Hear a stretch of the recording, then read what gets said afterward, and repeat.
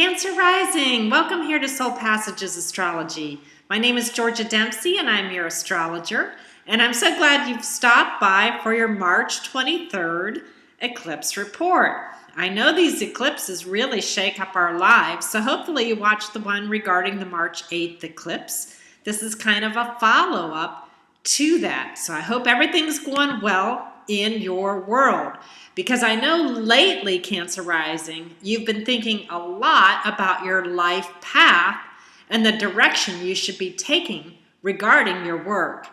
Some of this concern could be stemming from health issues or maybe burdensome delays you're experiencing on the job. You may feel as if you're putting in tons of energy into your work life, but not seeing the results you'd like to see.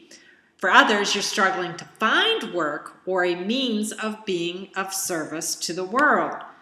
Lately, you've been in a pretty busy holding pattern where you're just scrambling to keep your head above water at work.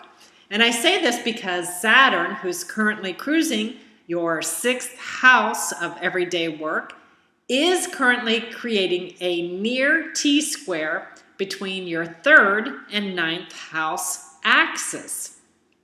Now that pivotal Saturn is currently accompanied by a very fiery Sagittarian Mars, which is amping up the pace of your everyday world a lot, either burying you in projects or causing you to chase want ads as you pursue a paycheck. It could also be fueling your desire to find meaningful work that enables you to fulfill your soul purpose. All of this hustle and bustle should have you contemplating that 3rd to 9th house axis. Right now, Jupiter and the North Node of the Moon are occupying your 3rd house in the sign of Virgo.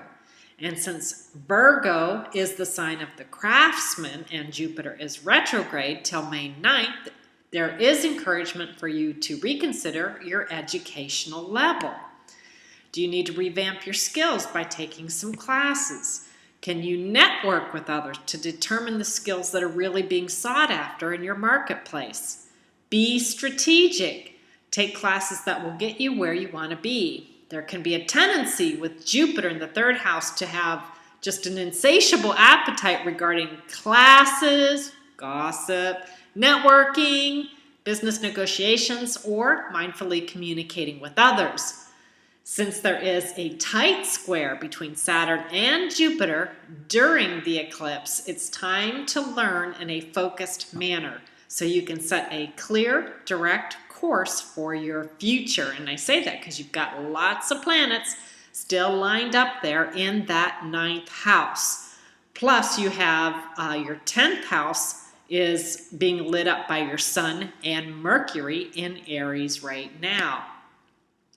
Your spirit is calling out to you. I know it is, and it wants you to fulfill your destiny in the world. So what do you need to do to make that happen? The 9th house, which rules over higher education, the legal system, other cultures, and philosophies, is housing numerous planets, including Neptune, Chiron, Venus, Ceres, and the south node of the moon. So you could be struggling regarding how to synthesize all that you've learned into the bigger picture. But you need to start putting the pieces together so that you can not only see the details, which is Virgo, but the creative, all-encompassing whole, which is Pisces. So gaining perspective on the bigger picture of your life will enable you to make wise choices regarding your path and health. If you've been feeling stuck lately regarding this, all I can say is join the crowd because everybody's been feeling stuck lately. And the good news is that change is on the way. Saturn, the taskmaster planet that we all love so dearly, is the fulcrum point for the eclipse. And the Sabian symbol message for the planet is a moment of pause which sustains and presages change, alert, readiness to act, or distress over not knowing what lies ahead. So if you've been feeling stuck either at work or in regards to your health, this is your wake-up call. Action beats being frozen and paralyzed, and Saturn in Sagittarius wants you to find the truth of things through various life lessons. For some of you, health matters could be taking a front row seat in your life. If so, I would encourage you to get serious, that's Saturn, about putting some healthy life practices into place. Since the 6th house is ruled by Virgo, alternative medicine techniques are highlighted. Whole foods, mind, body, spirit practices, and a steady exercise routine will help you to heal. Use Jupiter to connect with others in your neighborhood. Join a yoga group. Take some conscious breathing workshops or organic gardening classes. Focus on being happy in all of the different layers of your being.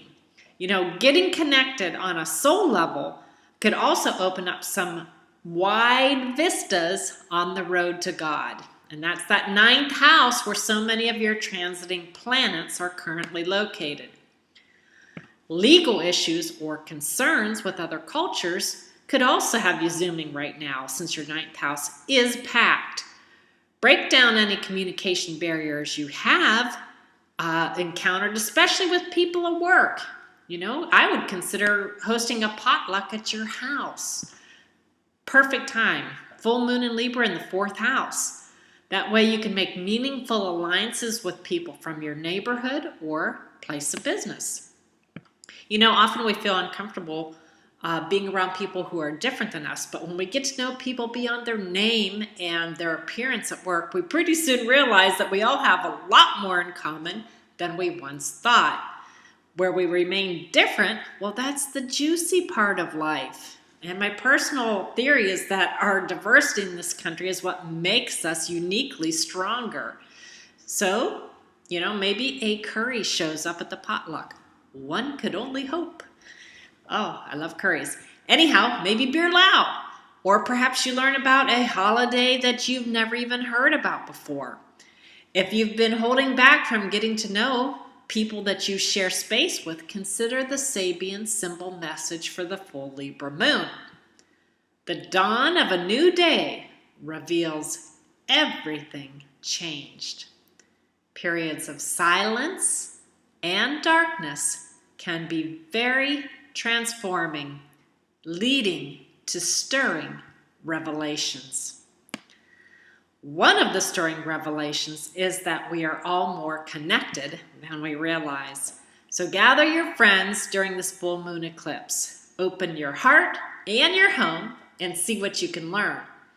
With your Sun and Mercury in Aries in your 10th house, opposing this lunar event, the connections you make could pave the way for better understanding your world, your neighbors, and even the people who might be pushing your buttons at your hectic job. Mercury will nearly be on fire from sitting right on top of your arrogant Sun during the eclipse. So do expect some information regarding your career or worldly standing to come to light.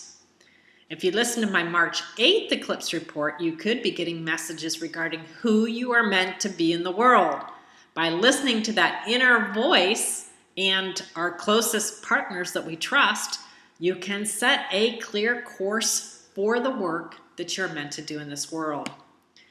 Your Libra moon is lighting up that 4th house, and that is all about home. It's about family, mother, the past, even past lives, as well as your own psychological makeup. And in one sense, if you think about it, your home is really your body, and the body is the vehicle that carts around your soul. So the question I have is, who's driving? Are you leading a spirit-filled life and fulfilling your destiny? When we hide our lights under a bushel, we hurt not only ourselves, but we shine less brightly for those within our intimate circle. Now with Pluto in Capricorn, sitting like the Hulk in your house of long-term partnerships, You could be going through some power struggles with the people in your life. So why don't you extend a hand to some of these people and invite them over so you can get to know them a little bit better. That might help to ease some of the tension. Doing so could set a positive course for your future. And I say that because this full moon will be shining a bright light onto your public life where authority figures and various power players loom.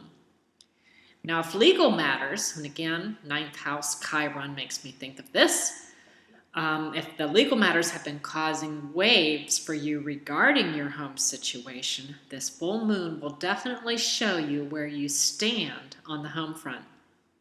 And for you, Cancer rising, I know there truly is no place like home. That's why I'm wishing you the absolute best this eclipse season. If you do find you need some more guidance, feel free to give me a call. I am still running my special till March 1st, $50 for a 1-hour reading. Contact information is at the front of the video. Also, I would absolutely love to hear from you regarding what is shaking out during this eclipse season. I mean, these bring in huge events into our lives that rock our world for many, many months. So let me know what's going down. And if the forecast helped you in your life, please give me a thumbs up, share with your friends, and subscribe to my channel. I wish you a wonderful, exciting month of March. Take care and namaste.